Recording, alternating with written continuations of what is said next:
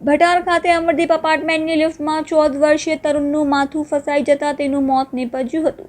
તરુણ વેકેશનની રજા માણવા માટે મહિના પહેલા ઓડિશાથી સુરત આવ્યો હતો। નવી સિવિલ હોસ્પિટલ પાસેથી મળતી માહિતી મુજબ મૂળ ઓડિશાના ગંજામા વતની અને હાલ વેડ રોડ ખાતે રહેમતનગરમાં રહેતા રામચંદ્ર સાહુ સંચા ખાતામાં નોકરી કરી વતન ખાતે રહેતા પરિવારનું ગુજરાન ચલાવે છે। રામચંદ્ર સાહુના સંતાન પૈકી રાકેશ 14 વર્ષીય વતનમાં ધોરણ 7માં અભ્યાસ કરતો હતો। મહિના પહેલા તે વેકેશનની રજા માણવા માટે વતનથી સુરત પિતા પાસે આવ્યો હતો। તેમજ 2 દિવસ પહેલા રાકેશ ભટાર ખાતે આવેલ અમરદીપ એપાર્ટમેન્ટમાં રહેતી પોતાના સંદીકના ઘરે આવ્યો હતો।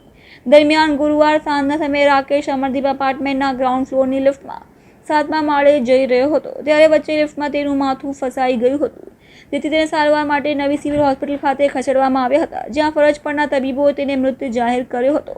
બનાવને પગલે ખટોદરા પોલીસે વધુ તપાસ હાથ ધરી હતી।